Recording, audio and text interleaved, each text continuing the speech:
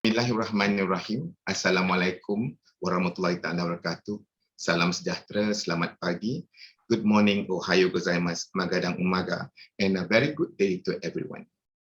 Professor Dr. Yong Zulina Zubairi, Associate Vice Chancellor, Global Engagement, University Malaya, Malaysia. Associate Professor Dr. Takao Inamori, Institute of Global Human Resource Development, Okayama University, Japan. Professor Dr. Nurhaniza Sarmin, Associate Director, Global Strategy and Engagement, University Technology, Malaysia. Professor Yuko Kobayakawa, Center for Global Education and Exchange, Toyo University, Japan. Associate Professor Dr. Abdul Latif Ahmad, Director for International Relations Center, UKM Global, University Kebangsaan Malaysia, Malaysia. And our moderator, Dr. Fernando Velasio, former PS Senior Lecturer, International Strategy Office, Kyoto, Japan. Honorable guests and participants who are with us today. Welcome to UKM Global webinar series with the theme, The Importance of Associations in the Internationalization Strategies of Universities, organized by International Relations Center, UKM Global, University Kebangsaan Malaysia, supported by Toshiba International Foundation. My name is Hafiz Rasul Mohammed. I'm from the International Relations Center, UKM Global, University Kebangsaan Malaysia. I am your MC for today's webinar. Ladies and gentlemen, this morning we are very proud of the presence of panel members from Japan and Malaysia who will be sharing their valuable insights and experience with all of us here. This webinar aims at sharing insights of Malaysia and Japan International Higher Institution. Most of us understand international association play an important role in bringing universities across the world together. Many universities actually have benefited from becoming members of association with the aim to improve networking and establish stronger partnerships with other member universities. Well, just to name a few, among established international associations within the region include ASEAN Universities Network, AUN, which includes the AUN+3 component, University Mobility of Asia Pacific, UMAP, the Association of Pacific Rim University, and the Exchanges for Engineers and Entrepreneurs. This session will showcase the sharing of the experiences of universities in Malaysia and Japan on their participations with international associations and how this form of partnerships brought their internationalization efforts to greater heights. It also aims at exploring how and what kind of support associations provide during the pandemic period and dealing with a period of uncertainty. Ladies and gentlemen, in the spirit of moving forward together this challenging and difficult time, let us keep the ball rolling. Okay, I trust everyone is excited and ready. Well, without further ado, I would like to introduce our moderator for today's webinar. He is Dr. Fernando Velasco, prior experience in the field of harmonization and international cooperation in higher education as a researcher on credit transfer systems in the region of Southeast Asia. He used to work for the Ministry of Education Development, Semi-Rehab, and later as evaluator for the ASEAN International Mobility for Students program. Dr. Fernando was a former researcher on university social responsibility at the University of Tsukuba in Japan. He obtained his PhD and master's degrees from Tokyo University of Foreign Studies. Now, ladies and gentlemen, let's give a warm virtual applause to our moderator, Dr. Fernando Velasco. The screen is all yours, Dr. Fernando. Okay, Harfis, thank you very much for the kind presentation. It's always a pleasure to see you. Before I actually get started, I want to give a big thank to OKM for organizing this webinar series, and in this line, also to the Toshiba International Foundation for supporting this initiative. It is very, very interesting that in a moment like this, where COVID is like still raging and it's an issue, it's a wonderful thing to see that universities are staying connected. And you guys, I mean, UKM and the Toshiba International Foundation are doing a wonderful job in promoting that. So before getting actually started in the work of today, the round of applause should go to you and to all the panelists and everybody who is engaged in the work of today's seminar. So today we will be working on the idea of the importance of associations in internationalization strategies for universities. We have 4 wonderful speakers lined up, and I'm really, really looking forward to hear what each of you has to say. I think that you all guys have a very unique yet very easy to relate kind of experience. So I think that most of us and most of the audience will be happy to hear and connect. There will be many points of connection that I'm pretty sure that will come up on your speech. COVID-19 definitely has been a big disruption. We all suffer from it, and it's affected society in all levels, and higher education obviously was not an exception. But for those of us who work in higher education and internationalization, clearly COVID has been a huge impact. Like, it's needless to say this. However, there are other kinds of disruptions that have happened, and I'm pretty interested in seeing how these other disruptions were addressed. Obviously, the use of technology was coming along before the pandemic hit, but it's interesting that when the pandemic hit, and this is a strange thing to say, but thanks to the pandemic, we're here today. And thanks to the pandemic, we can actually connect. So there's something positive to rescue. There's something positive to bring back. And one thing that is important is the level of resilience that higher education has shown in front of the pandemic. So I'm very much looking forward to see how this resilience is shown in terms of how we stay connected as universities in networks and in organizations and in associations that keep us together. So as we all know, working in associations has very different levels. We connect at the personal level. It's wonderful to see all the panelists I know and know that I've met more of them. So there's a personal connection, but there's also something deeper. That is the institutional connection, the way that we connect as institutions and we bring synergies. So I very much believe that what we will see today is about these synergies, how universities have stayed connected in spite of the pandemic, and how these universities have overcome technical issues, how they have become administrative issues, and how they have addressed budget challenge and keeping the motivation, because an important part is keeping motivated. How do we stay together and keep doing the work when we cannot meet? So that's the challenge for today. So with this quick idea of what we're going to be doing, I am super happy, super excited to introduce the speakers. The first one will be Professor Dr. Noor Hansina Sarmin. She is an Associate Director of the Global Strategy Engagement, University Technology Malaysia. Dr. Hansina Sarmin, or Prof. Nisa, as she's called by the students and people who know her closer, is a professor of mathematics at the Faculty of Science, University Technology Malaysia, or UTM, in the Johor Bahru. She has held several administrative positions since joining UTM. She currently holds the portfolio of Associate Director in Global Strategy and Engagement. Professor Nisa received her BSc with honors and the Master's in PhD in Mathematics from State University of New York, or what today is called the Binghamton University in Binghamton in New York, the United States. Her specialization of research is in group theory, graph theory, formal language theory, splicing systems, sorry, I don't know how to read that word, and their applications. She has published over 500 research papers in national and international journals and proceedings. She has secured more than 20 research grants as the leader and over 25 as a collaborator. In the area of internationalization, Professor Nisa has delivered numerous talks, papers, and in many higher educational institutions, seminars, conferences, exhibitions, which include NAFSA, for example, AIA, URIE, API, APSA, SHARE, AIMS, QS Apple, Going Global, and AIEC.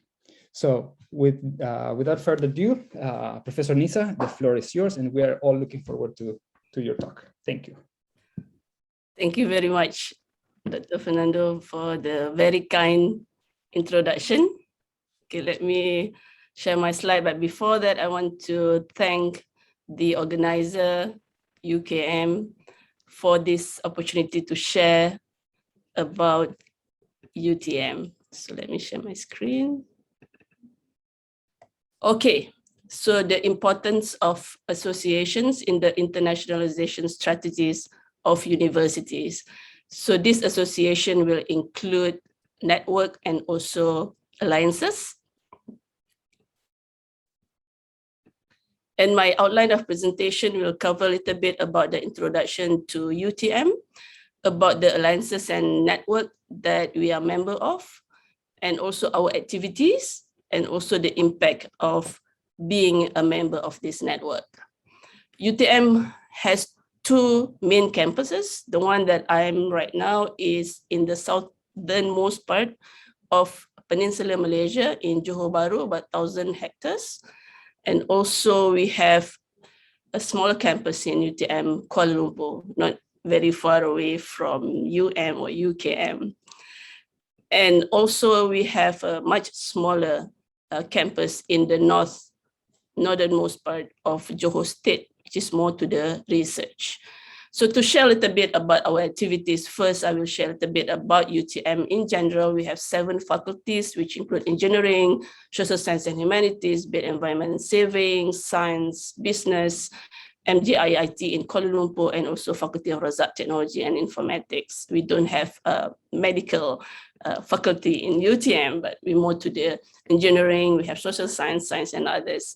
So besides the 7 campuses and 3 campuses and 7 faculties, we have around 1,600 academic staff, 20,000 plus students, 15,000 undergraduate, and the rest is postgraduate. And we have quite a number of international students, almost 5,000, and we are also quite active in inbound and outbound mobility, in which before the COVID, we do all physical, around 1,000 each, but during COVID, we do it still, but virtually.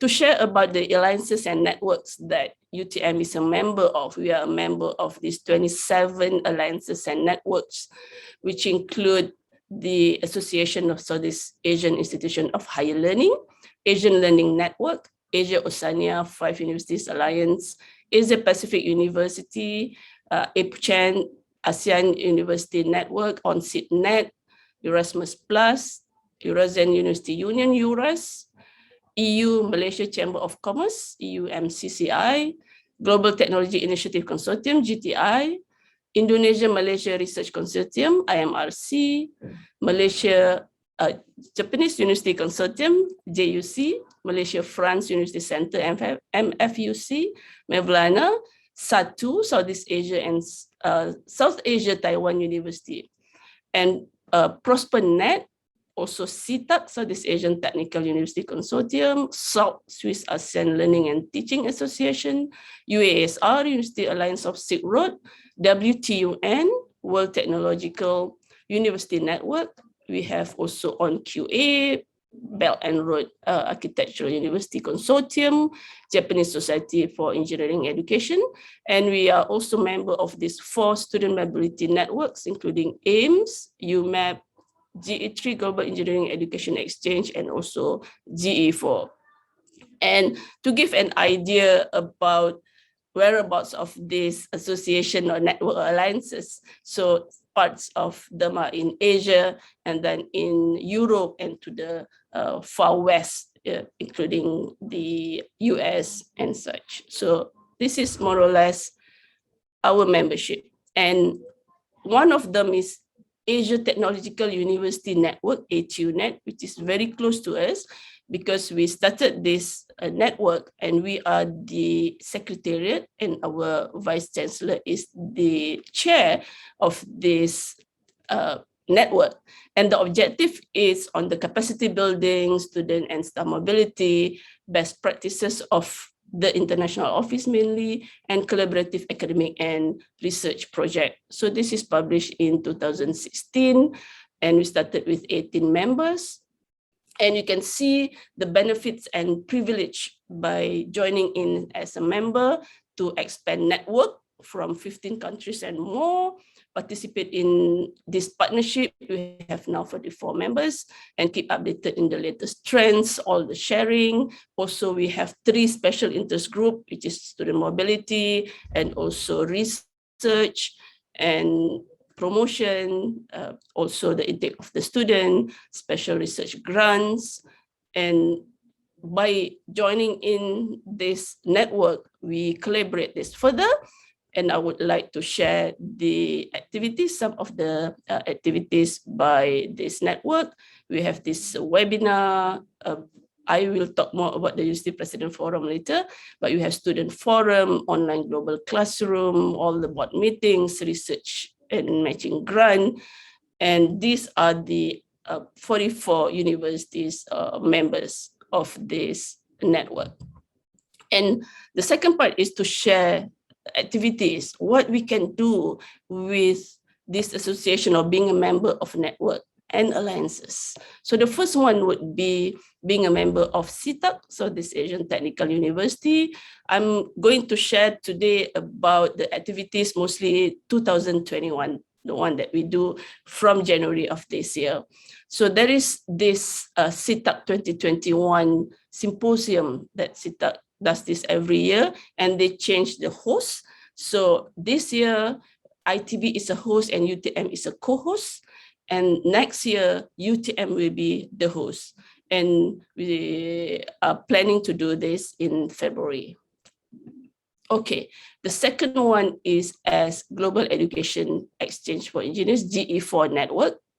And for this network, we have had this one GE4 Global Education Summit in June of this year, and having this, being a host of this GE4 Summit, there is a big global visibility, and we have speakers and attendees from Europe, Asia, North and South America, Australia, and also Middle East. And UTM is the host for this one, and we moderate, we have keynote session, we have global forums, and this has covered 20 countries, 67 institutions, Facebook reach of more than 1,000 and more than 400, close to 400 registered participants. The second one, or third one, is SALT, Swiss Asian Learning and Teaching Association. So being a member of this, we have this Tech Seed 2021 in September, and also we have a webinar for under SALT, and our Vice Chancellor is one of the speakers. Next one is joining Erasmus Plus. As I think everyone knows that Erasmus can give student mobility, staff mobility, also capacity building. So we have this sharing of one of the CBHE meeting in February of this year.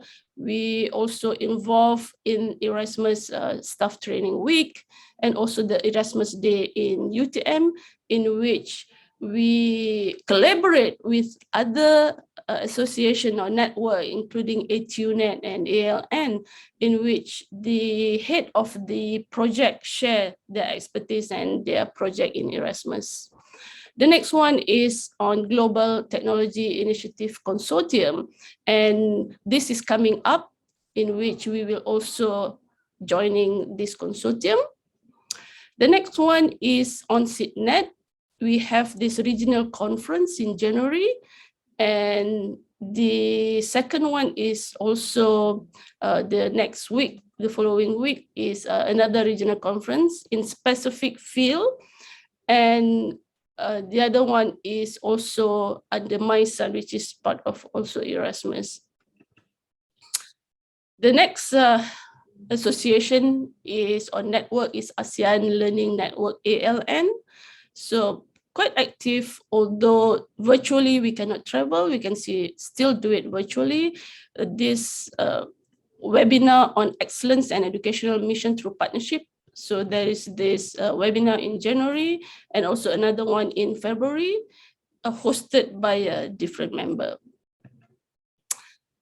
Also, we have the ALN International Webinar on Sustainability in the COVID era. And our faculty members is also invited as a keynote speaker. Under EURAS, which is Eurasian Universities Union, this is mostly covered universities from Turkey, but we also have around the world. We have been invited to join URI in the early of 2021. We join in as speakers and moderators. We have a panel session, so we also share a best practice. And EURAS members forum in March of 2021. The next alliance is Asia-Oceania 5 Universities Alliance OFUS. We invited Dr. Laureen Chua Garcia as a speaker for our SDG lecture series in June of 2021. The next one is Southeast and South Asia Taiwan University President Forum, SEATUC President Forum. Just recently, we joined this forum, and our president and vice presidents from the members universities involved in this. As of ATU-Net, Asia Technological University Network, we have quite a number of activities, including involving students, which is ASES Toastmasters International Public Speaking Coaching and Competition, in which you open this to students from all these members. And in January and in February, we have the special interest group under student mobility and student program. They're quite active. Also under research and publication, we have lots of meetings under this SIG, in which each of member university have their representative. So we had this virtual meeting. We can also contact each other, and not necessarily to the mobility, but involving all faculty members in the university. We have all this on the left, all the meetings, but we have this Virtual Asia Exploration VEX program under the student mobility. And some more is joining in CTU from Philippines in the International and Intercultural Festival in June. I was invited as a speaker. We also have this International Staff Week, in which we open under ATU-Net and UTM and other members to have the staff to present some of the sharings from their own university. And some more activities, including ATU-Net Hackathon, which is in September. We have virtual mobility program or teen ideas, a virtual workshop under SDG and other activities. And also under the research, this is brand new. We have this grant that we give to young researcher. So this is in this year, and next year will be 2 more. And lastly, this is coming up actually this afternoon, mentioned by Dr. Latif earlier, ATU-Net Virtual University Presidents Forum. So everyone is invited to join us this afternoon. We'll have this opening by royal address and keynote address, President Roundtable session. And we also invited alliances for these roundtable speakers. So we have from ATU-Net, Dr. Ismail, we have also from MFUC, France, and also from GE3. And also the keynote speakers by the presidents. So we invited from UK, from Philippines, and also we have another one from the US. So this afternoon, again, you can join us in Facebook Live of UTM International. And as a conclusion, you can see the impact of being a member in this kind of association or networks. We can get more partners, we can collaborate in specific niche area, you can choose certain universities, which is in your niche of your universities, apply for grants under Erasmus, being speakers, invited speakers for certain activities, staff and student mobility, and you able to improve university ranking and visibility by having all these universities as members of this network and be part of board members, and UTM as board members in various of these networks. You can see the chair or the deputy executive, the coordinator, the board members, the chairman, secretary, and others.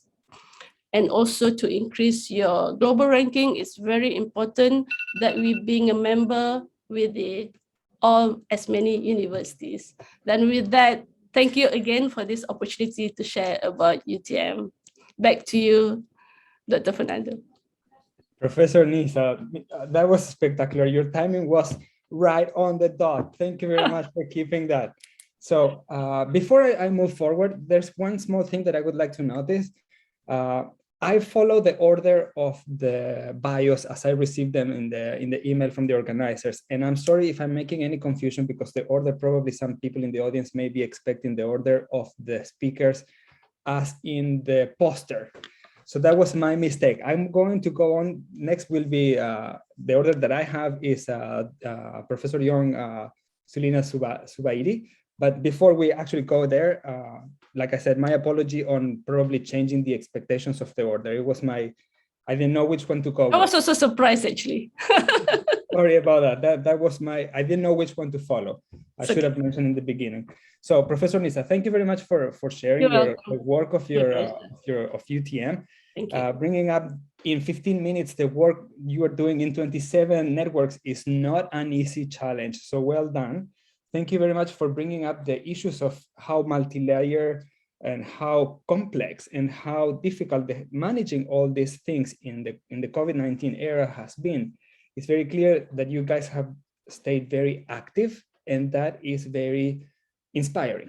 So thank you very much for wrapping up all that amazing amount of work in 15 minutes. So now we're going to move on to Professor Dr. Young Sulina Subaidi, who is an Associate Vice Chancellor in International at University Malaya. So Professor Dr. Young Sulina Subaidi is an Associate Vice Chancellor in International at the University of Malaya, where she actively leads and participates in the strategic planning drive towards innovation in higher education. As a professor in statistics, she has been actively publishing numerous articles in refereed journals, surveys postgraduate students, secure both national and international grants, organize seminars, and actively support industrial networks to promote statistical knowledge and literacy to academics and community in large. Her areas of research include circular and medical statistics, graduate employability, internationalization, and STEM education. As a vice president of Women University Association, an NGO based on campus, she and the association have been actively running wide-ranging projects involving female staff, female students, and alumni of the university.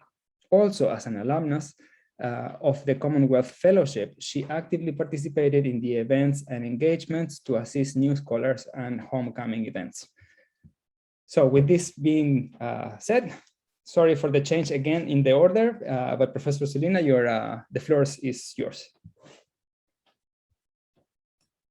Thank you. Thank you very much, Dr. Palacio, for the kind introduction. A very good morning to Associate Professor Latif, Dr. Tano, the Director and the Deputy Director of the International Office at the University Kebangsaan Malaysia, the wonderful team led by Hafiz in organizing this seminar, my fellow presenters, Professor Yuko, Professor Niza, Professor Takao. A very good morning, selamat pagi, ohayo gozaimasu. So please allow me to quickly share my slides. And right, oops, just a second. Right. So of course, the title is looking at the importance of association in the as well as the international strategies of university. It's wonderful to see how UTM has done so much work with the many networks that they have. So I'm going to approach in a slightly different way, really looking at what are the forces that we can put together, especially in times like this, as what Professor Niza has mentioned. Sometimes it comes in a form of association, alliances, and sometimes it is very much of a network. So I'm going to start with a very quick introduction and just share with you and showcase some of the networks that we are in. Some networks are pretty old, 70 years old, like IAU, and some networks really very much on the individual base, like EAIE, really very much on the European focus. And the ones that very familiar in this region is the AUN, AUN+3, really looking at the universities in the Southeast Asia region, plus China, Japan, and Korea, as well as some research or some network really looking at the standing of the university, mainly to say that universities are of the outfit of the research university. The APRU is really looking at universities within the Australasia, as well as universities in the United States. So generally, the whole idea of having network is really to bring institutions together, to get them collaborate, and really it is a platform for higher education to work together and to reach greater heights in with regard to internationalization. I think Professor Niza has really shared with us some of the benefits or the motivation of becoming part of a network. What is very clear that in most of the network, the association provide a global mouthpiece for higher education. If we put our message across as a network, it has got a stronger voice. It also is a very good platform for the leaders of all universities to be congregating, to get the great minds sit together in a room and really address some of the pertinent issues globally. And all in all, the membership really is trying to promote all members university to excel together as a group rather than going individually. Yeah? And as what Professor Niza has described earlier on, the kind of activities are by and large very much on students exchange, mobility of staff. There's a lot of interest on collaborative research. And what is very clear for us and an institution before we even decide to become a member of any network, really there has to be the institutional desire, their goal, as well as looking at what are the ROI and the standing of the university within the region as well as globally. Right, let me just share with you a study that was done in 2015 by EAIE looking at the partnerships barometer in 2015. Also, it is worthwhile to note in 2014, IAU also did kind of a similar study. So the things that I picked up in that report was really, number one is you need to ask yourself, does your institution has got a very clear strategic partnership policy? So with that policy, it will help you to guide whether you would want to be part of a network. In doing so, there has to be an inventory of the existing networks and policy that you're a member of, and see, is this a strategic move whether you want to have a better contribution within your region, looking at your strength, look at the focus interest of that particular network. So all in all, the ROI of being a member is usually that we would be thinking about with regard to the leadership, the visibility of the university of being alliance to a particular network, as well as the community, what kind of benefit it brings to students and staff.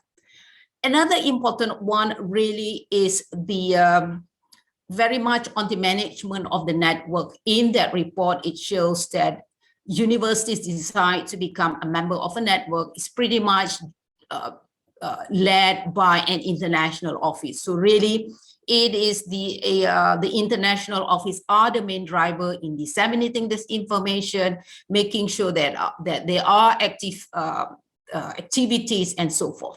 And the fourth one, I think in the last 2 years, it really brings another dimension of being becoming a member, which Professor Niza has rightfully mentioned, is really about impact. Earlier on, the impact was measured really much on the number of events that you have, the kind of policy that you put forward as a network. But then there are things that we may overlook, and it is really rethinking, retooling of how the role of network as a whole. Yeah. So now, please allow me to bring to where we are right now. How has the pandemic changed the focus of networks as well as associations? What is very clear from what we have seen earlier on in UTM, the kind of engagement is really online.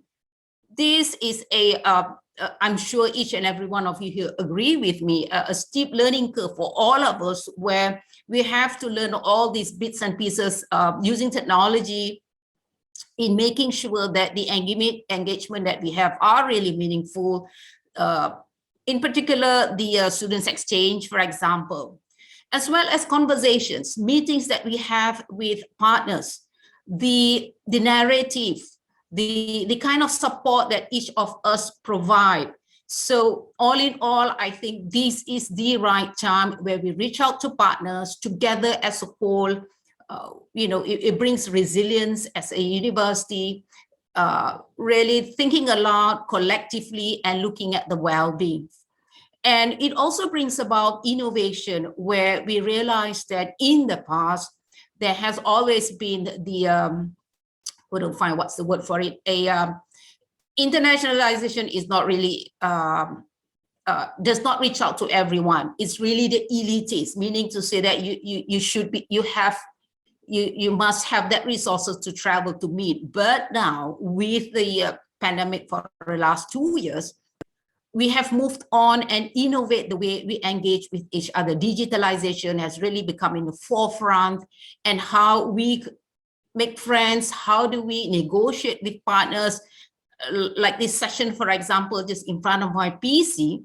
It is interesting to see some of the good things that come out of it. So there's new emergent themes, there are new interests, and in fact, perhaps the vision and the mission of the network need to be relooked so that it is in line with the present challenges. So please allow me to share one network that we are a member of, really looking at a case study, very similar to University Technology Malaysia.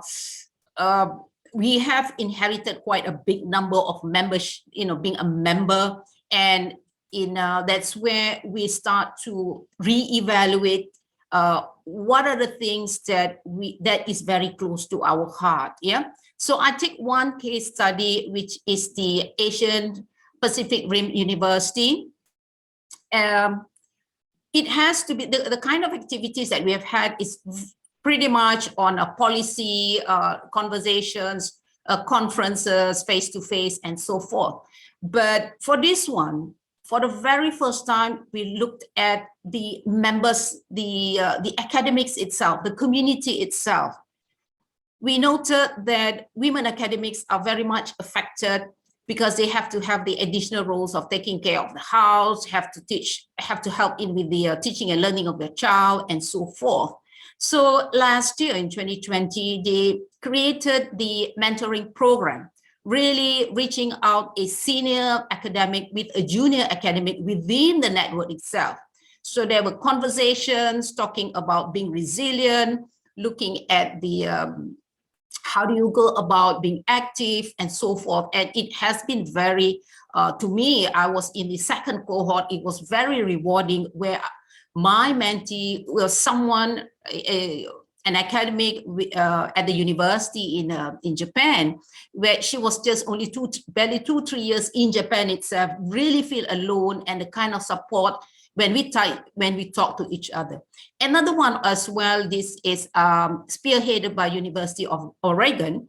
Every month we have 2 hours of chat sessions, really addressing issues on teaching and learning, from how do you promote inclusive learning, how do you foster student problem solving in class, and so forth. And I felt that it was really rewarding, where we have conversations looking at what works, what does not work, and it helps a lot. Being small, a group, and it's not really a formal setting, it really helps to reach out and provide the support to the members.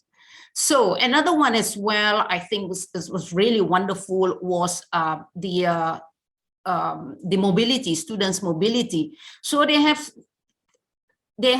created quite, I would say, sexy, looking at Disneyland virtual tour, and then let's have an online music jamming, and even cookbook, having to cook online, and Spider-Man, and so forth. I think it's quite nice, because students really at the end of the day have a buffet of events where they can actually choose and pick from. So I felt that what lesson learned from this network is that we need to look at what have changed.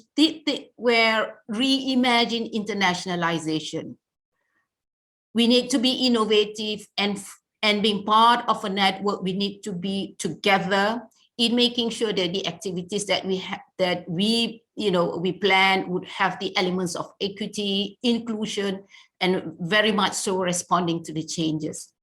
All in all, the impact of the network, how do we leverage on the impact of research, but also addressing pertinent issues such as the SDG and so forth. Last but not least, really the digital internationalization, really decoding what is virtual mobility, how do we engage, how do we negotiate online, you just having in front of the computer and so forth.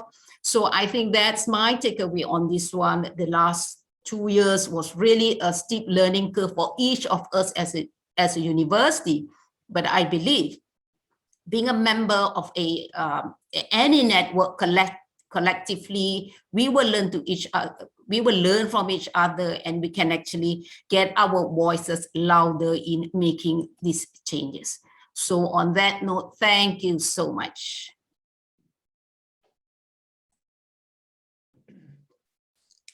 Okay, wow, you finished before the timing. I'm actually saving time here. So that's a good thing. We will have some more time for the questions at the end. Thank you very much for that. So Professor Solina, that is super interesting that you're bringing up what I saw in your presentation, a little bit of an overview of the work that you guys are doing. Compared to what Professor Nisa shared with us, I think that Professor Nisa shared detail about going deep into each of the examples, whereas you are sharing with us a more general overview. And what I think that I want to take, that for me was really triggering my thoughts, was the fact that universities need to have a clear partnership policy. I think that one sentence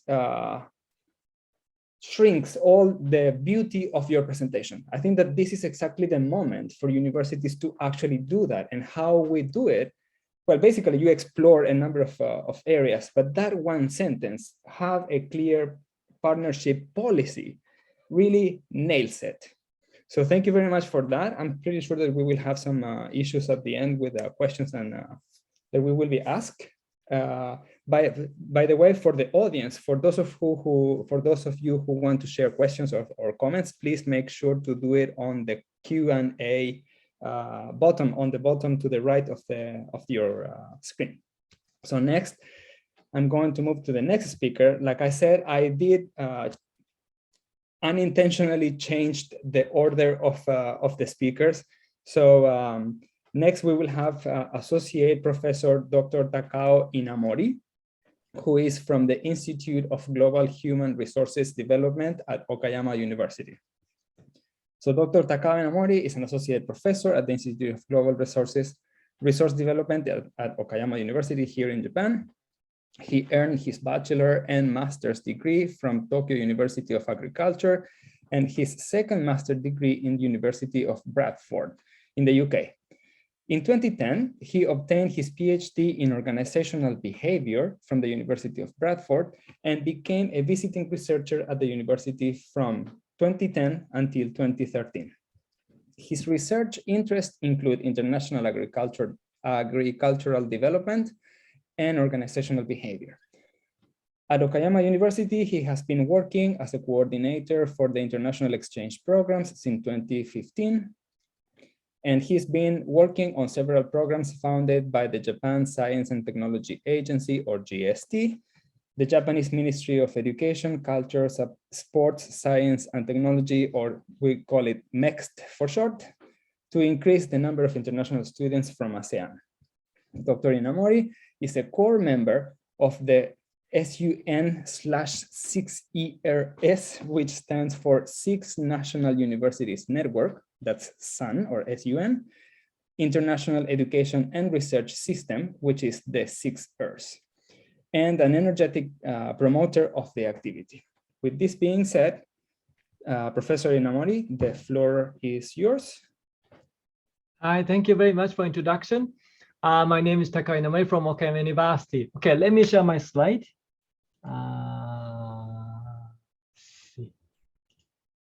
Can you see my slide?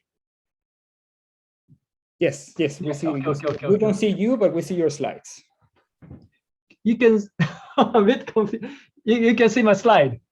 Yeah, your slides are there, and now we see you. Yeah, perfect. Okay. Thank you. Okay, thank you very much, UKM and the Toshiba International Foundation. Thank you very much for providing me this opportunity. First of all, I came here as like a representative of my university association, but today's presentation doesn't represent the view of Okayama University or my association Sixers. So it's totally my understanding and interpretation.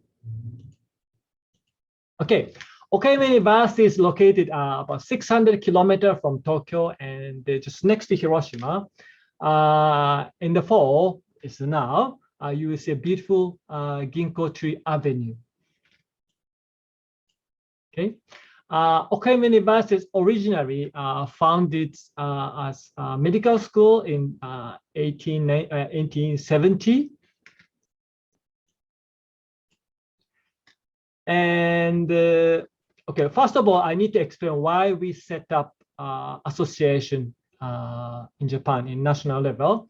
Let me explain a little bit about the background.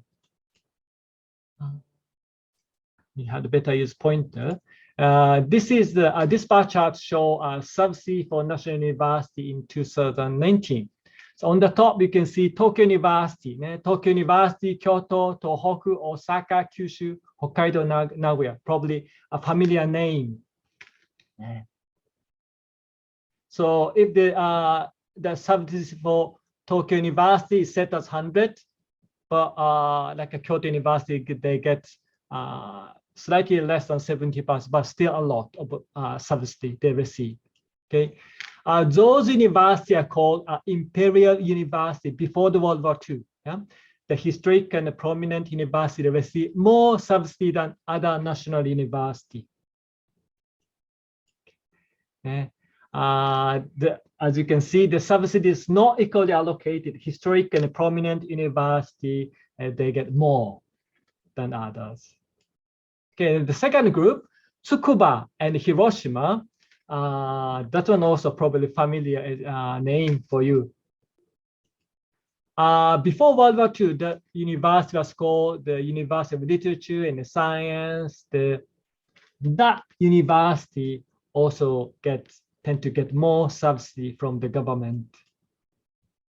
And the third group, I don't know if I can say third group, there's Okayama, Chiba, Niigata, Kanazawa, Nagasaki, Kumamoto.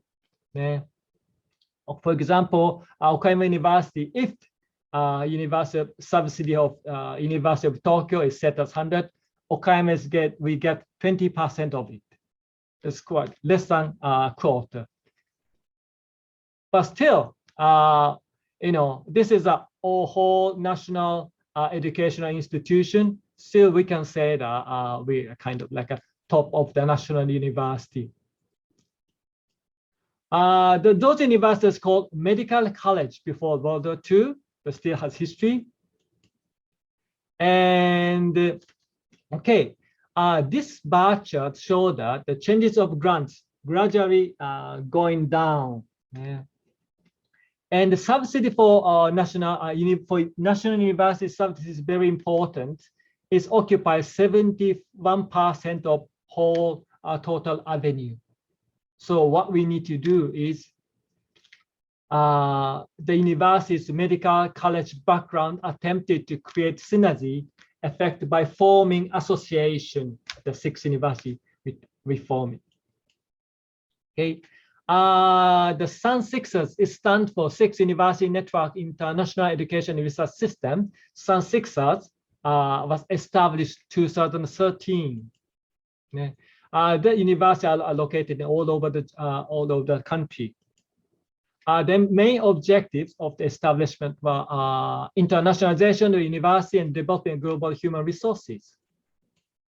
In the same year, 2013, first we made a partnership with ASEAN University Network, AUN. And after that, 2015, we got grants from the Ministry of Education, MEXT, to promote activity. In Japan, I think all over the world, probably similar, we tend to get more funds for new projects, but we hardly get more fund for regular work. Yeah, but we successfully get more fund from the government. Okay, let's review the activity with between SIXers and AUN. Okay, seminar and symposium. This is for academic staff and admin staff. And for student, we organize academic seminar and study abroad fair. And this is for us from outbound program, short-term outbound program.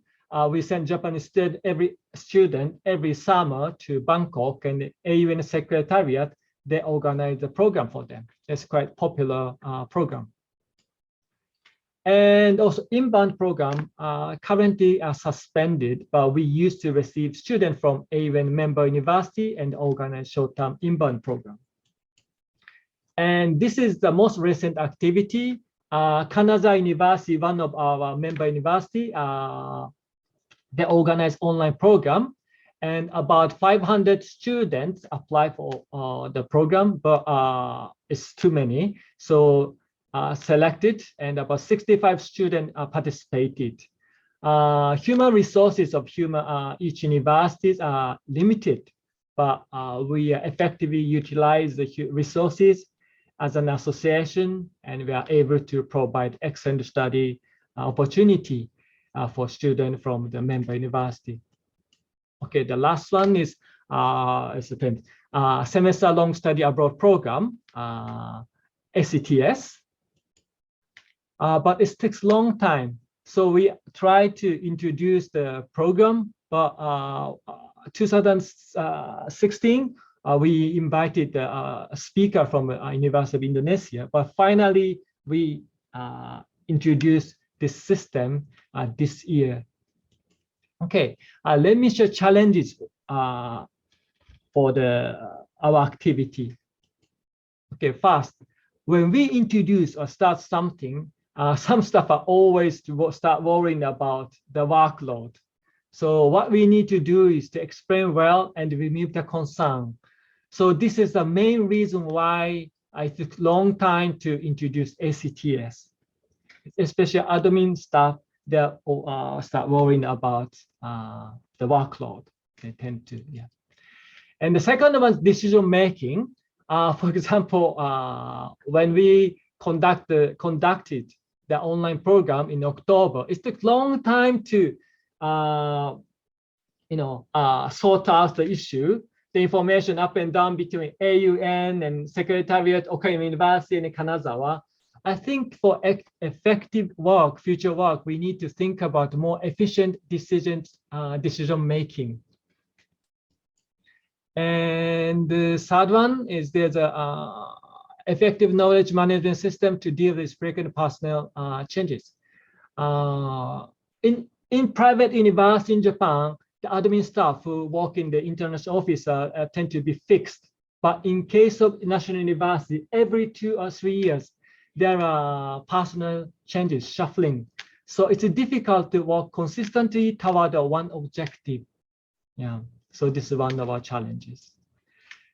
And the fourth one is uneven workload. This both national and international level. Some university input more effort and other university less. And I think we need to allocate the task more evenly to create synergy and fairness.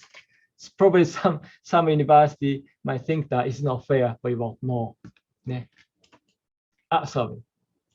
The fifth one is cooperation with university in the West. I think the most association in Asian region set this as objective, cooperate more with university in the West. Yeah, sorry. Yeah, probably some of you have attended the study abroad fairs such as like API or NAFSA or ANUN before, but negotiate with university in the West is really, really tough. But we have never utilized the power of the association in this kind of situation. So I think we should done something as an association to establish partnership with university in the West. We have we have partnership, but with of course AUN and Taiwan and China, but we don't have strong partnership with Western university in the Western country. Okay. I think the last one in the maximizing outcome for input. I think the biggest expenses for international association is travel costs. Okay. When I used to work as consultant, I was required to submit a thick report after each overseas trip when I come back. But on the other hand, when I start working, now currently I'm working for the university, when I travel abroad for this kind of assignments, I submit only a few pages of the report. So but some people might say that some staff, well, our university executive might say that your business trip does not create any output. But I think it is very important that we actually meet in person and talk about an agenda. And this kind of activity will produce great result in the future. But still, I need to think about the outcome, input and outcome. Probably my presentation was too fast. Sorry, moderator. This is the end of my presentation. So probably you have more Q&A session. Wow, Professor Inamori, that's super. Like we're gonna get a lot of extra time. I see Professor Kowayakawa at the end smiling because you're gonna inherit that extra time probably. So that's a good thing. So Professor Inamori, thank you very much for the explanation. It's very interesting to see what you're mentioning about the differences in MEXT policy regarding the distribution of subsidies. Like the fact that you break into three groups, how universities get the money and how they can use it is a very interesting way. And I'm happy that you're bringing that as you know, as they say in English, when you have lemons do lemonade, you obviously have a problem with the subsidy allocation. But with this, you are looking for an innovative way to overcome that difficulty through synergy and getting in touch with other universities, which I think is a very, very smart way to overcome the challenge. I do have to say that I have lived with the issue of, you mentioned some of the challenges, and one of the challenges that I think is very interesting for Japan, and that it's interesting that partners outside of Japan understand, and you mentioned this as knowledge management, which happens in the national universities when people are transferred, like people in the different offices are transferred, and unfortunately, there's a lot of knowledge that is lost as people are being moved and transferred from one office to another. This is a huge loss of human networking and knowledge. So I definitely agree with you that this is a huge challenge. All the other challenges that you mentioned, I believe that are common to other universities and all around the world. But the issue of IDO, what it is called in Japan, the transfer of staff in offices is definitely a big challenge. That it's good that you mention it because it also helps partners abroad understand what happens in Japan. This is I think that this is a very important point that you rose. And one last thing that I wanted to bring up from your presentation was the fact that, of course, maximizing outcomes. This is again common to all the universities. I think that we know that this is something important, but how do we do it? And you mentioned something on the lines of the importance of meeting personally. And I have to say, like normally when we would have these conversations in a conference, like if we had met in Kuala Lumpur today, we would have this presentation and then we would go for lunch. And in the lunch is when we actually have the conversation, when we actually connect and we say like, this is what we're gonna do. So this is something that in Japan is called nominication. You will understand what I mean by nominication. Nomi means to drink. And cation comes from communication. So nominication means you get together, you drink, you talk, and you have the informal conversation that eventually brings the actual institutional connection. So I'm happy that you mentioned that in a different word, but you brought this up. So it's interesting to see like how you're bringing new ideas or new perspectives to how Association of Universities can work as a synergy to address the issue of it's not only subsidies, it's not only the money, but it's the resources. You get access to a much wider load of resources when you work together with your partners. And one last thing that I thought that was very important to bring up from your presentation was the fact that when you mentioned about the synergy of universities working together, the six national universities working together.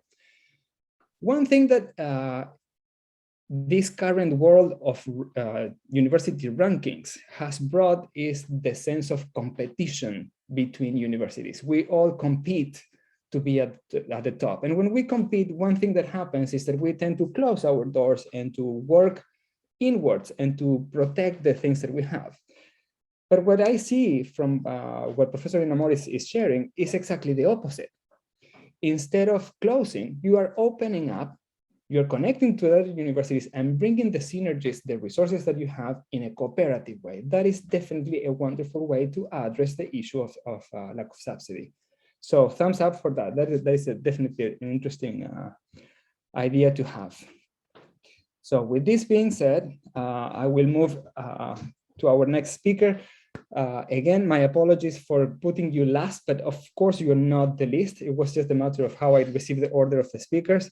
So next we will have Professor Yuko Kobayakawa, who is an associate professor and deputy director at the Center of Global Education and Exchange in Toyo University. Professor Kobayakawa has a PhD on regional development studies from Toyo University. She's an associate professor and the deputy director, as I said, of the Center of Global Education and Exchange in Toyo University. While she teaches intercultural competency and for students from the entire Toyo University, she also plans and conducts many global programs and multilateral projects. She held the position of executive director of the UMAP, sorry for my mispronunciation, when Toyo University took the role of its international secretariat between 2016 and 2020. That must have been an interesting opportunity. And right before COVID, so definitely you had the chance to, UMAP is moving all around, so that must have been super excited. So Professor Kobayakawa, the floor is yours. We are all looking forward to hear your presentation. Thank you. Thank you very much, Dr. Fernando Palacio, for introduction. And Good day, my dear friends at UKM and ladies and gentlemen on the stream. Okay, let me share my slide. Oops.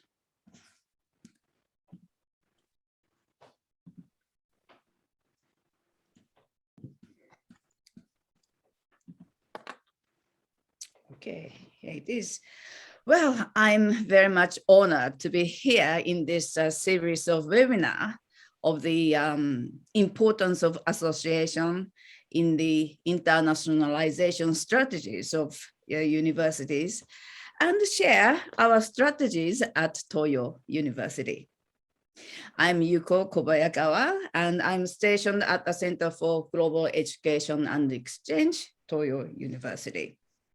So today I would like to talk about virtual mobility and hybrid studies throughout the UMAP network. But then what is UMAP? It stands for University Mobility in Asia and the Pacific. Okay, just think, I know that many of you already know what UMAP is, but maybe there are some who might be hearing UMAP for the first time. So let me explain about what kind of association UMAP is, its accomplishment, and what Toyo is planning to do with UMAP from now on. Okay. First, the picture on the right, this was taken in 1991 in Canberra, Australia, when UMAP was established as a voluntary association of government and non-government representatives of the higher education sector. And Toyo University served as the International Secretariat of UMAP from 2016 to 2020. The picture on the right was taken when we celebrated UMAP 25th anniversary at Toyo in 2016. We all enjoyed that nomination. Well, wondering when we can do that next time, huh? This slide shows those eligible countries and territories. In this box here, there are eligible countries, and those in orange are full members of 22 countries and territories. Well, then why Australia and the USA are in red?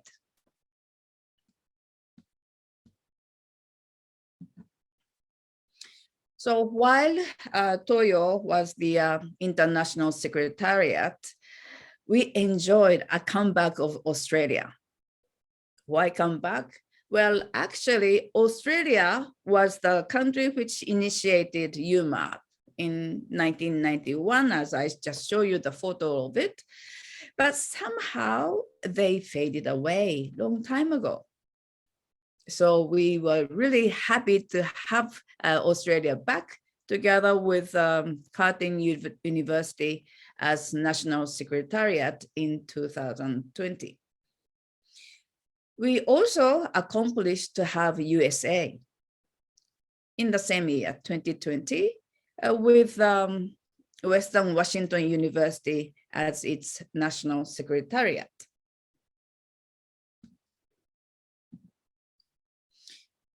Yes, and International Secretariat of UMAP today is Vancouver Community College in Canada.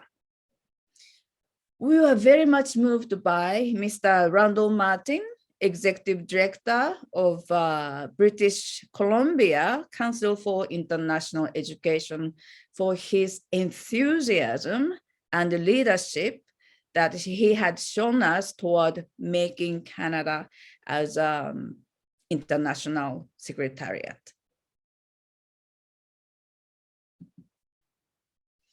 So this slide shows both traditional and unconventional programs that we were running in 2020. The very year when we were all of us were forced to run online education. So those in blue boxes are online programs. The one on the top is a degree seeking online study abroad. And we also had virtual mobility through online cross registration. COIL virtual exchange, well, actually this program we started from 2019. That includes online joint learning, online overseas training, remote field work, and internship. So for alternative programs through the UMAP network, we had 4 programs in 2020. One is online cross registration. For this program, each school offers a minimum of 1 course per semester. It's a tuition was mutually waived, and they needed to create consortia or using existing consortia such as UMAP. Hybrid international program, it is a combination of online pre and post program and face-to-face short programs. Well, we wanted to run this program in 2020, but well, we had to wait until this year. And online joint classroom, it's again online team teaching with virtual exchange of COIL model and a fee-based program with affordable costs for students. We also had online joint project. It's online model United Nations, student research conference on SDGs, and the virtual internship was included. So this slide introduces UMAP COIL programs that we had in 2019 and 2020. So as alternative international programs with collaborative online international learning, this is called COIL. In 2019, selected students, 16 students, as you can see in this picture, from 6 different countries, they learned and experienced issues of SDGs. So prior to the program, they were lectured on SDGs online in their own countries. Then they got together in Japan. As you can see this map, they went around all Japan by a cruiser and stopping at Busan in Korea and Vladivostok in Russia. It was very exciting and successful program. But then in 2020, we needed to have UMAP COIL 100% online, the same as this year. So from here, I would like to talk about or introduce a program that we are running with UMAP under the name of Japan Platform Project, which is funded by the Japanese government, MEXT. There are 3 programs. One is online cross-registration. It's a continuing collaboration with UMAP member schools, and it's a thematic online exchange with SDGs related courses. Each university offers 1 or 2 online courses which are related to SDGs.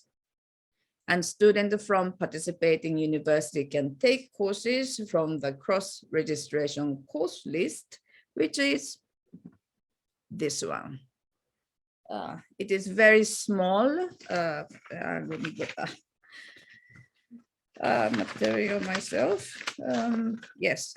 So for the program of a 2021 fall OEP, that is online exchange program, 6 countries participated, namely Australia, Philippines, Indonesia, Malaysia, Brunei, Mexico, Japan, and China.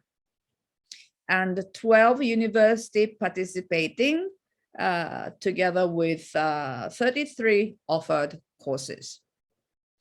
And 41 students are participating, and total number of registration in OEP courses are 64.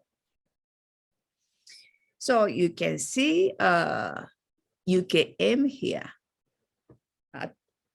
participating with 6 courses. Thank you very much. Okay. So the second one is called the joint field study. It's a project-based learning, and we are having it next year, January and February.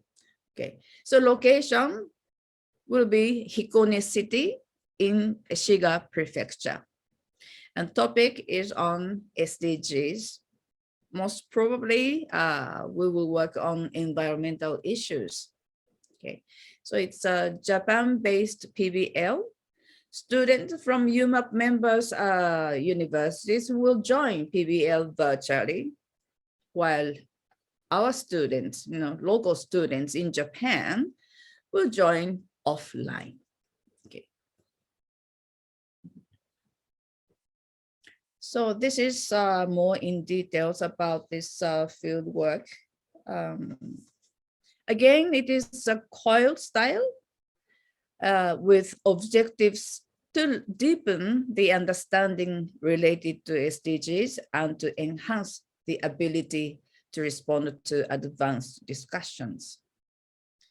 So if you take a look at this schedule, it is still tentative though, but we plan to have pre-study on January 14th, 2022. Our student will learn about the story of Lake Biwa in Hikone City, followed by a lecture on water conservation measures of Lake Biwa. Then students in Japan will move to Hikone City from wherever they are. And then they do field work and a workshop together with a student who are attending online. So this is. And 少々お待ちください。これテストなんですか? Silly study to work. God, what can I do with this one? Oops. Oh, well, okay. The third one is UMAP Toyo Virtual Model United Nations Moon. Okay, so we had the second online Moon this year in March, together with 88 delegates from 19 participating universities around the world.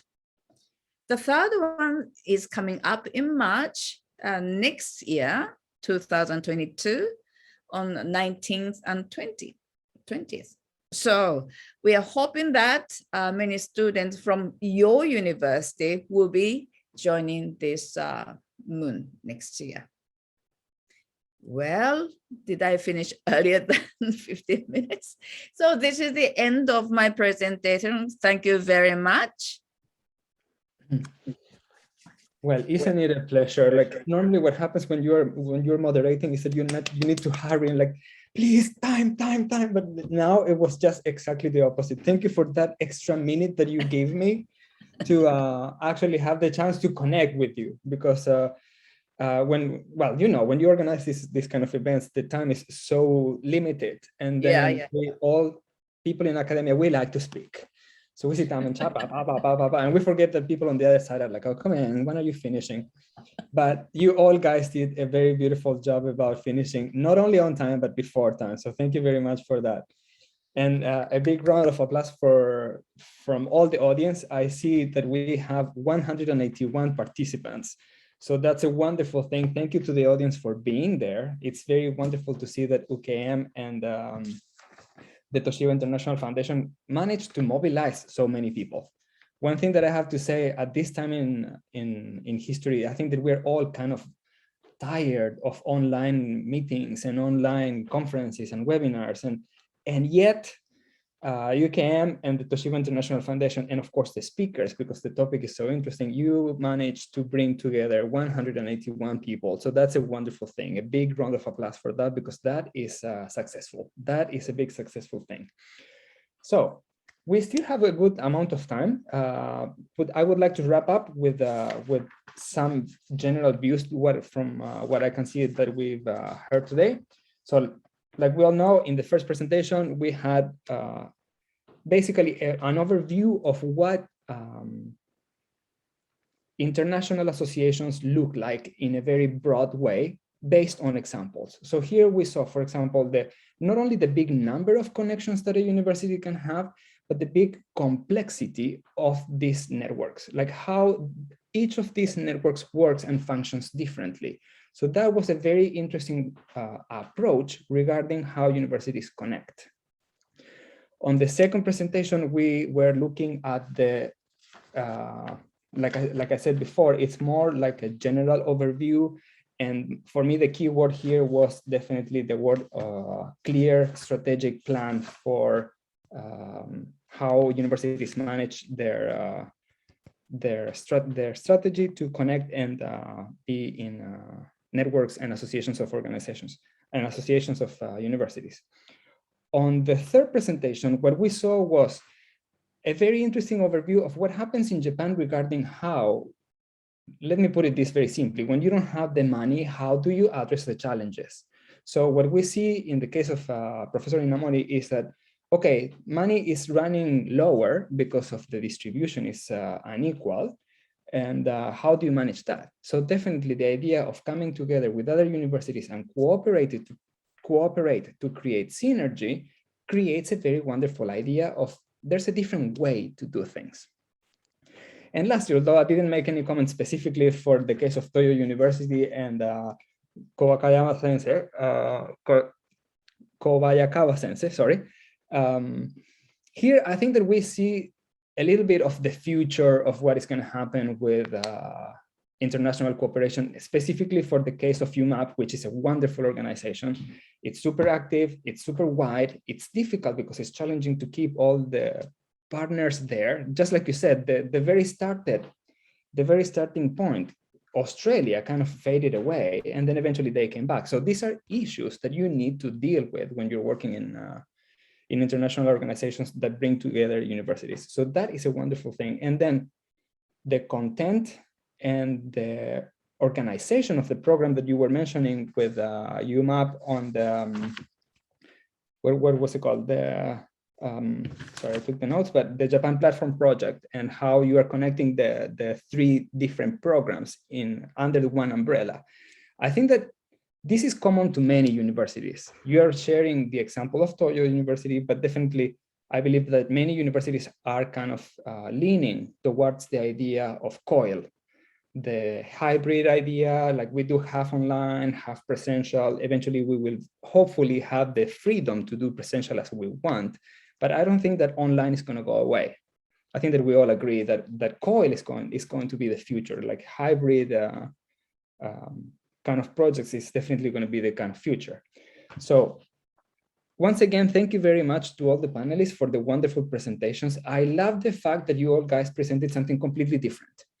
Many times it happens in these kind of presentations that presentation 1 and presentation 2 overlap, or presentation 3 and 4 overlap, and like you kind of hear the same twice, and like, but it was wonderful to see that all 4 of you made a very beautiful and very different kind of approach to what the name of the presentation of the topic was.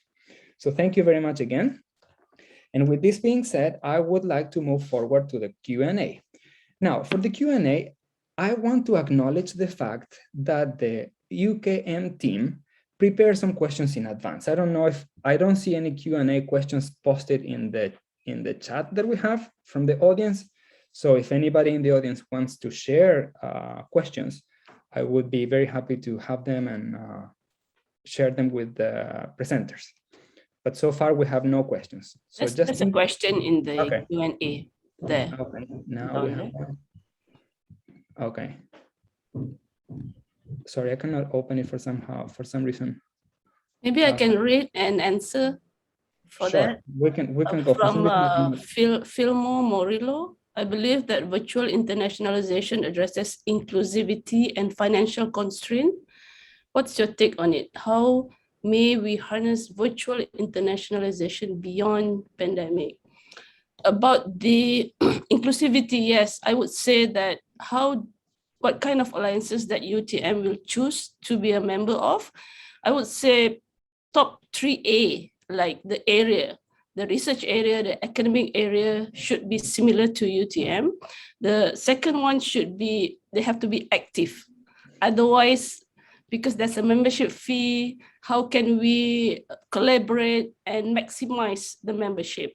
And the third one would be affordable.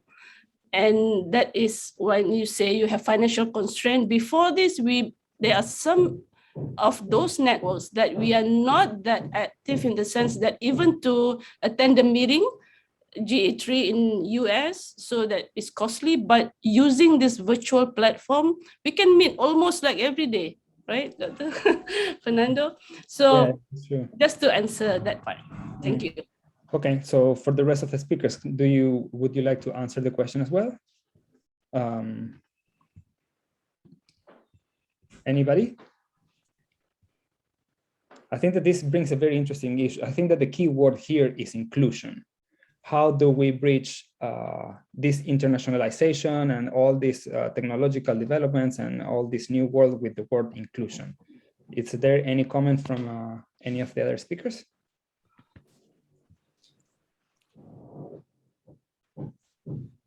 Yes, okay, let me talk.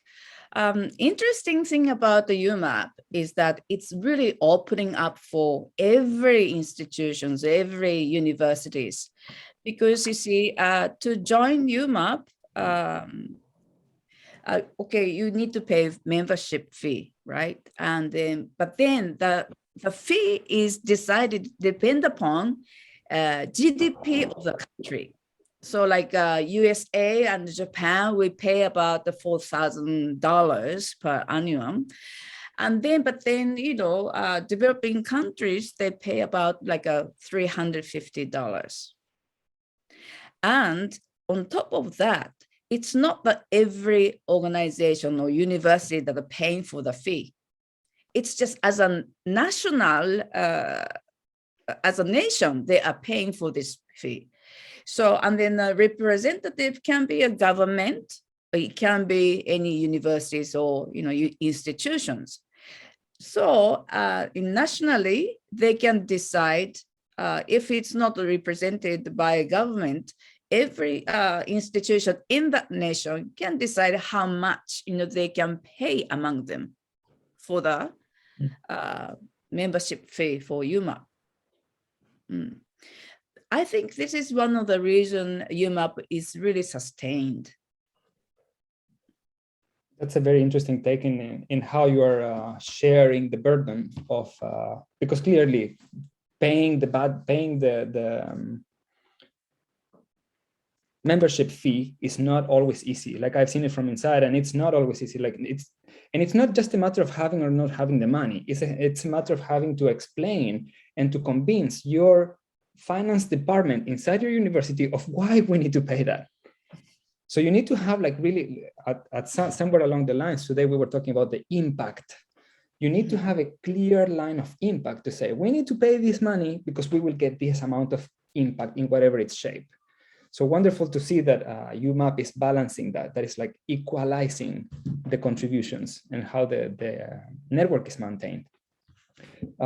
Professor Inamori, Professor Sulina, do you have any comments regarding inclusion and partnerships? Yes, Right. if I just may add to what Professor Niza and Yuko have added on. Yes, for us as an institution, again, we are members of about 30 odd networks. You can imagine it's really a big task.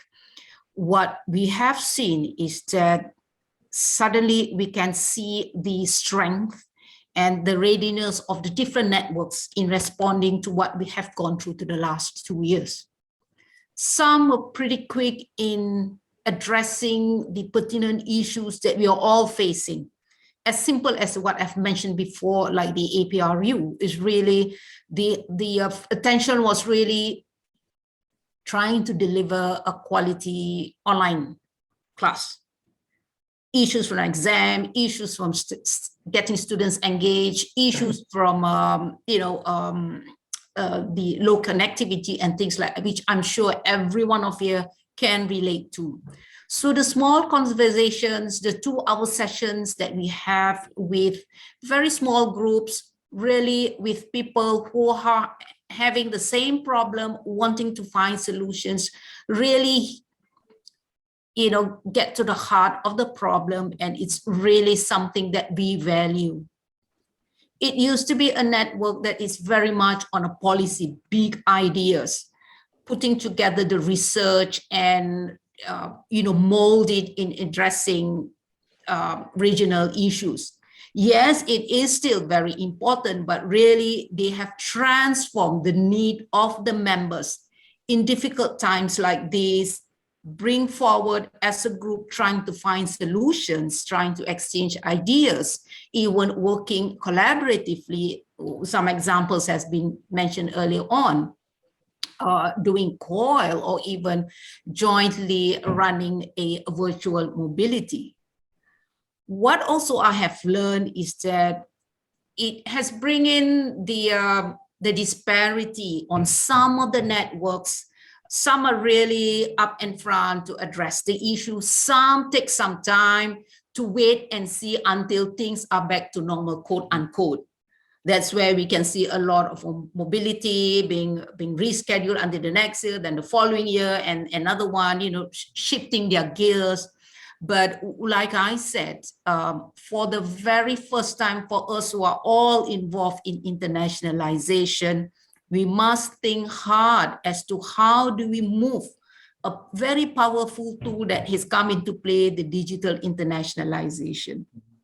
As what Prof. Yoko has mentioned, when we talk about internationalization, it's going away. Yeah, but now with the pandemic, people are very conscious on your carbon footprint. So how do we mitigate that? How do we address this? So we must explore the powerful tool of digitalization to put our content, to create a program that is really engaging. Otherwise, students will see, oh no, not another online class. No, that is not how it is. So, but then we work as a network, there is so much for us to learn. Thank you so much. Thank you. That's a very interesting take on the idea of inclusion again. And then Professor Inamori, any comment on this? So about partnership, let me share my opinion. Okay, Okayama University, one of the super global university. It's also, the project is funded by Ministry of Education, MEXT. And we set the number of the partnership by this year. We need to make this partnership something like a number of partner university. But as a result, we are facing problem. We have a lot of partnership, but it's very difficult to manage.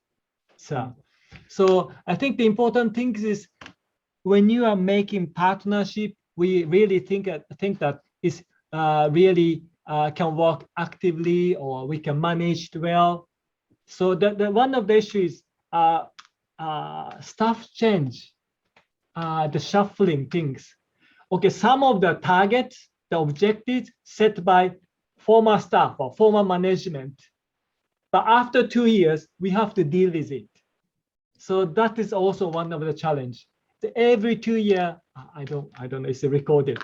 Every 2 years, our senior management is changed. The target direction is, changed, but we have to deal with it. Yeah. Thank you. That's definitely an issue. All right, so we have answered the first question. I'm going to suggest we have 2 more questions from the audience, and we have a number of very interesting questions that the team at UKM prepared before we actually met. I believe that some of the questions from the UK team are really, really relevant. So I will suggest, how about we do like 1 minute for each of you to answer each of the following questions from the audience, and then we have a little bit more time for the questions from the UKM team, which I think, like I said, are really relevant. So from the audience, this is from Joseph Bonglo Kingsley. The question is, how do you harmonize international associations and visitingship in internationalization? So any ideas on how do we harmonize international associations and visitingship?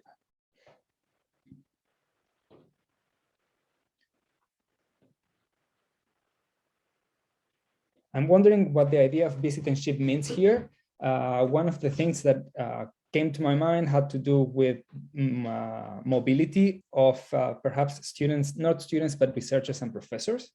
This is the idea that I get from visitingship, like visiting professors or visiting researchers. I believe that that's where the question is going.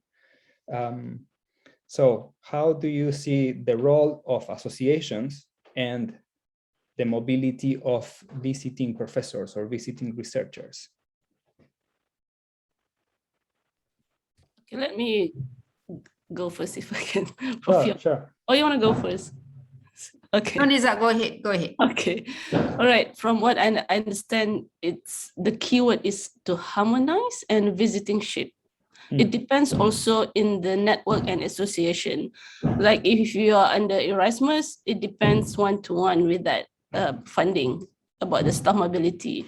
Harmonizing in the sense of our own institution is another thing, like which student that you want to choose or which staff that you want to send, or in between or among the members in the association or network, how many students that they can send under mobility. So the maximum number, like normally it's 5 or 2. So that is done by normally the secretariat. For in our part, like in UTM, how do we choose the right people to send? So it depends on, because we in UTM, we have one representative from each faculty. So we pass it to the faculty to decide on the right people that we can send for like mobility of staff and students. That's from our side. Thank you. Thank you. I think that your presentation was very clear, like the functions of the 27 partnerships kind of describes that very clearly. Yeah. Okay. Anybody else wants to address the issue? Yes, please. Yes, thank you. Yes. Right. Well, it's not really harmonized the way I see it, rather using the network as one of the very powerful avenue to promote visiting staff. Just let me share with you, well, of course, as what Prof. Nisa has mentioned, when we talk about visiting staff, students, these are all done a lot of the time bilateral agreements, so university to university. But if you are a member of the network, then if we sign an agreement, it covers, let's say, if that network has got 50, straight away you sign 50 in one go. It provides a diversity on where our students can go, and that really add value to the, and as well as opportunities as well as choices for your students to be going to. Otherwise, I cannot, as it is, we are all managing the partnerships. It can be quite daunting to make sure that every agreement we have got when it's bilateral have got the students exchange. But having a network is really one way to go. Let me share with you one network we are a member in. It's called the ASEAN University Alliance. Very, very small. It's less than 5 years old. Only 15 universities. What they have done is exchanges not only to students or academics, but really the administrators.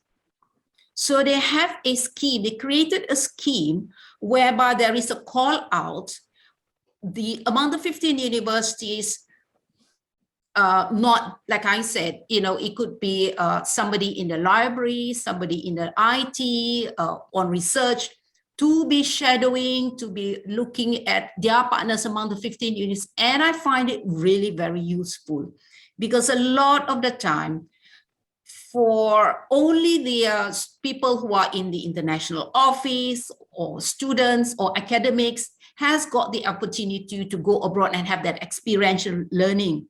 experiential experience, to be looking at how the others are doing it. Really, for people in the library, people who are managing grants, people are, I've got one that was in a medical lab, so it really provide avenue for the community among the university to explore and learn from each other.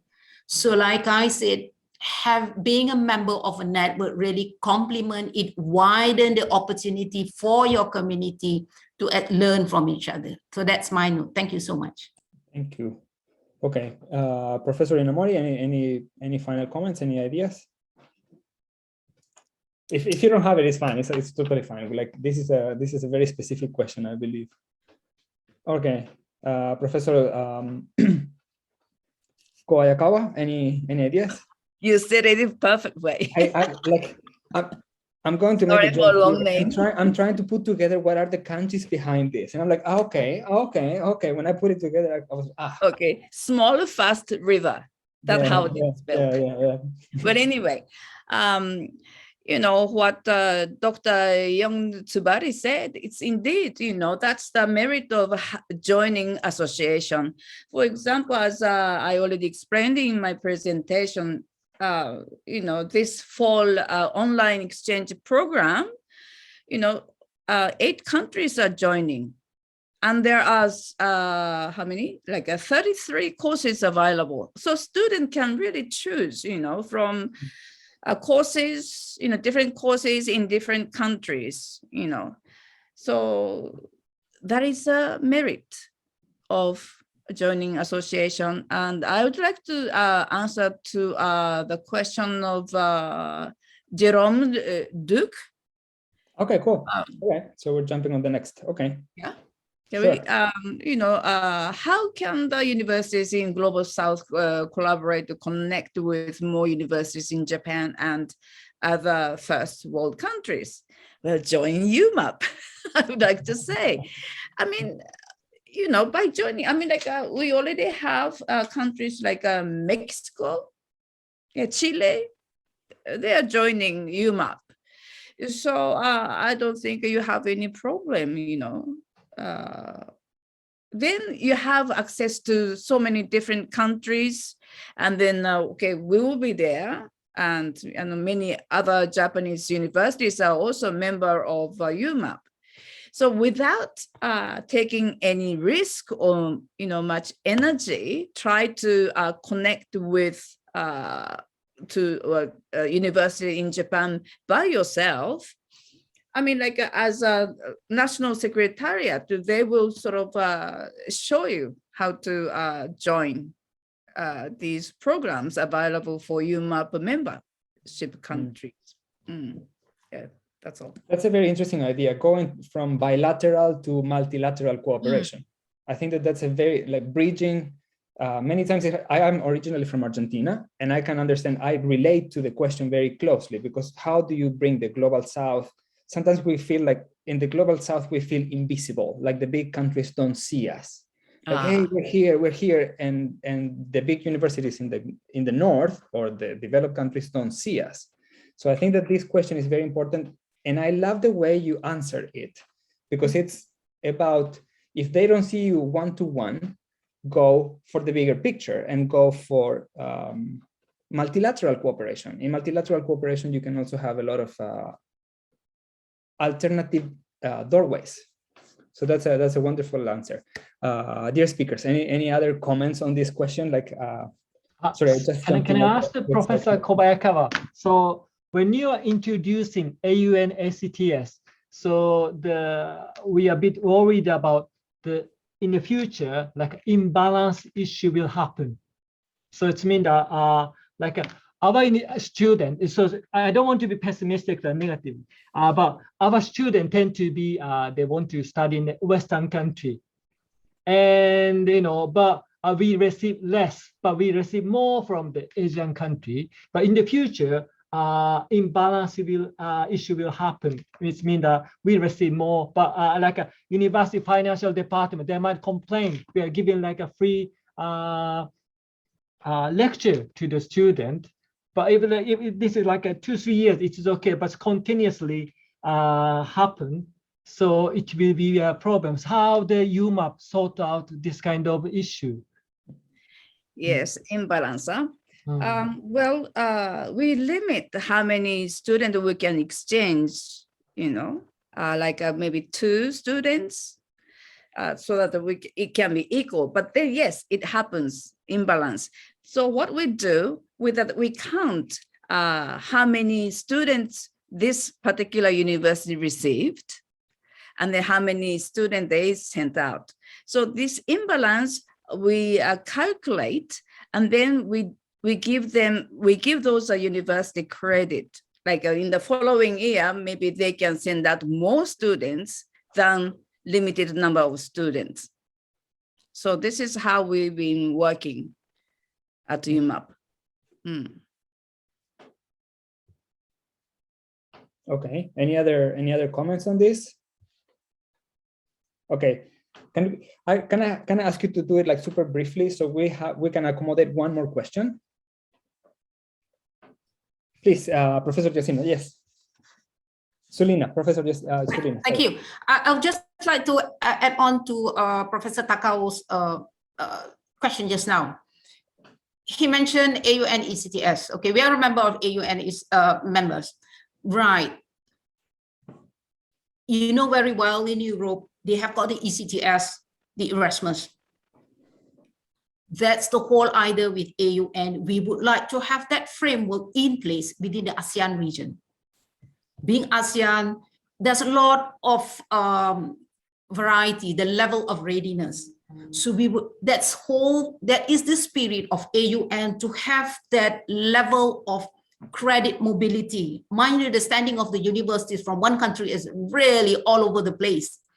With that AUN ACTS, we have a framework to work on whereby the quality, it has got a certain standard of quality where it enables students to have the credit transfer within the ASEAN region. It's a wonderful effort.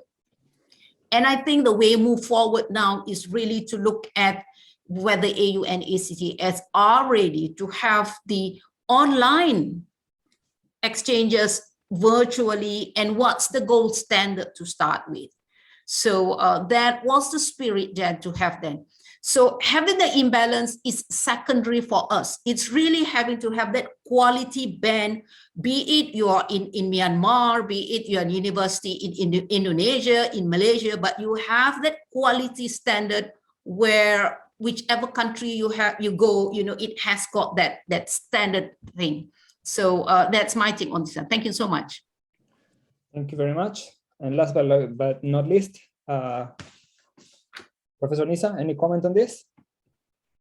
I think the other panelists have almost got all the ideas that I have in mind. Okay, cool then. So we have one more question from the audience from Jamal, who is kind of a specific question regarding arts. And we also have some alternative questions that came before actually the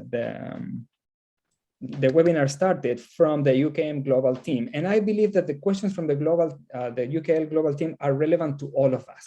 So Jamal, I thank you for the question, but I'm going to go for UKM because I think that this is relevant for everybody, not just the arts.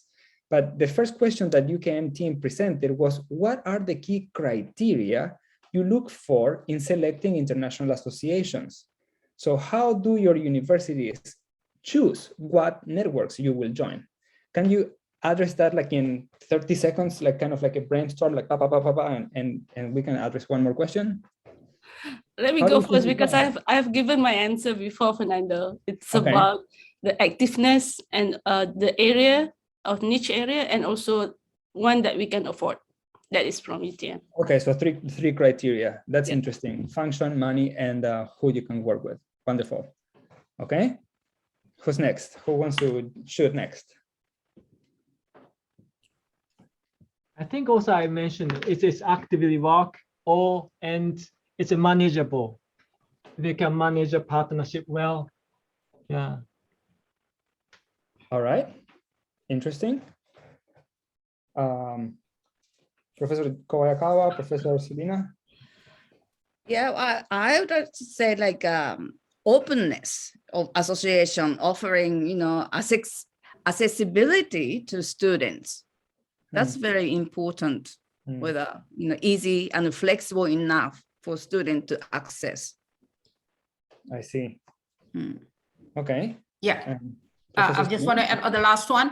For us, like I said, as an institution, we have a very clear policy on this network thing. So we are guided by that. But let me just share you one interesting finding in one study, where there will be a time where universities keep on having, become a member, and there will be time it comes to a saturation point. I mean, you got so many members. So what's the deciding factor? Really, two key things that comes out really. What is it that you can offer in that network? What's your interest? And number two is really the sustainability of that network itself. Whether does it fit into your university internationalization strategic goal? Thank you so much. Well, that's super interesting. This is like a brainstorming. We should sit together and write a book out of like each of these ideas that you mentioned, like you tap on it and poof, a lot of ideas come up. Then, last but not least, the secretariat in UKM are telling me like time, but I want to bring one more question. This is a kind of sensitive one, but their second question is, being members of the International Association can be rather costly. We talked about money. How do you value the returns from your investment? So we talked a little bit about this along the way, but I would like, again, in 30 seconds, can you tell me how do you bring the impact of that work that you're doing into getting money? How do you get your finance department to give you the money to be a member of these associations? How do you get it? How do you do that? What's the strategy? What's the advice? Fernando, from my part, I think you can see it from my sharing in our slides.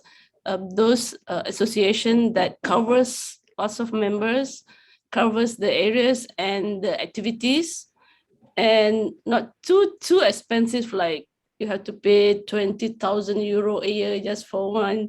So you have to make sure that it's worth it to be in the association, the one that we can affordable, and whether it can cover, because if it can cover only one faculty, then the others will ask about, what about us? So those are some other additional requirement that we put, and to convince the top management of the university to invest some money, what's the return? So that's paperwork for that. That's an inclusion. That's an inclusion for everybody in the university. Okay, next. Yeah, please. Okay, all right. So for us, it's really there are some network is costing us a bomb. Okay, so the way we see it is that when we talk about the ROI, some are tangible, where you can actually count the number of students, the number of mobility, the number of grants that you get, but some of them are really not tangible. So it really, again, it goes down to your policy, your focus as the university. I take One Year Network, that where when we look at the partnerships that we have, we don't have many partnerships, bilateral partnerships in the region of Africa. But through a network, for example, in this case, we are a member of IAU. That's where we reach out. So when we attend meetings, when we have events, bang, that's where I meet as many partners in South Africa. And that really helps a lot. And it gives inroads for us to move forward. So that's a practical one example where you need to be looking at your strategy, looking at what are the areas that you already got a very high concentration. You do not need to put in money to work for, to get more collaborations. By all means, if you can do it. But then again, it is all about your strategic move, your institution strategic move. Thank you so much. Thank you. Okay. How about from the Japan side? How do you manage money? How do you get more money? Well, I mean, like, Japanese government, they are very enthusiastic about, promoting internationalization. So, I mean, they provide funds for us to do whatever. Like when Toyo was International Secretariat of UMAP, the government was funding. So it was great. But then that's why maybe, you know, like a association like a UMAP, you know, depending upon, as I said earlier, depends upon the GDP level, you know, a country need to pay different member fee. So that is really works well. And the merit that the students can get by, you know, being offered so many different courses from different countries, and they can check on the internet, because everything, I mean, students can go select from the internet and then ask the university for application. Then the university will ask to National Secretariat to see the availability and all other criteria that whether the student is qualifying or not. So, right. Thank you very much. And last but not least, I think, you know, so when you evaluate something, that university management and like admin staff and like academic staff working for the international office, they're different. You know? So when you explain, always Professor Yon use the tangible, like I really evaluate, appreciate something like a level of satisfaction or like a qualitative indicator. But that is very difficult to use when you explain to the senior management. So this is a challenge for us. Yeah. So for me, the return, a lot of activity between the association is really, really good. If I talk with the student, they're really happy about it. But sometimes we find difficult when explain to the senior management by using number. Yeah, quantifying. Yeah, quantitative indicator. Yeah, that's true. That's very clear. All right. Well, thank you very much. We're right on time. Our Harfis is coming to pull my ear because of time management. So I'm going to leave it here. I want to thank all the speakers for the beautiful presentations and the wonderful ideas. It's very inspiring to hear you. And obviously, we all need to keep up and start thinking about the next steps. So with this being said, I would like to say two small things. First is for all the participants who want to get the certificate of attendance. There's a link in the chat. Please make sure to go and click on the link. You will have to answer some questions about the webinar and be nice and tell us that we were wonderful. That's what usually happens. But more importantly, tell us how we can improve. If there's any good ideas for us to improve, please let us know. So those who want certificate, please go ahead and click in the link in the chat. And then second and last, this is a big thank you for the UKM team, for Global UKM Global for the wonderful work. Seriously, bringing these people together is an amazing piece of work. And also thanks a lot for the Toshiba International Foundation for supporting these initiatives. We've been talking about getting together and partnerships and connecting with others. This is a wonderful example of how cooperation with universities and the sector outside of universities can work. So thank you very much for both of you. And Harfis, sorry, my ears are like, oh, but well, you're the leader now. Thank you. Wow, Fernando, I'm like, no, I'm not pulling your ears, you know. But anyway, thank you so much, Dr. Fernando Palacio, for being such an awesome moderator for this session. Yeah, to all our respected panelists, we truly appreciate your valuable insights, sharing, and support to our webinar.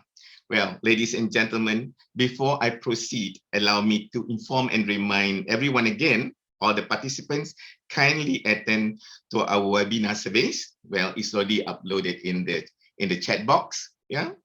So in order for you guys to get the certificate, yes. On behalf of the organizer UKM Global, we would like to thank our distinguished and excellent panelists, our warm and engaging and excellent moderator, yeah, for this session, and of course our honorable participants who make their time to be here patiently watching from the beginning until the end of this event. A very special thank you to Toshiba International Foundation for supporting this event. We are grateful for the support for making this event a success. We truly appreciate it so much.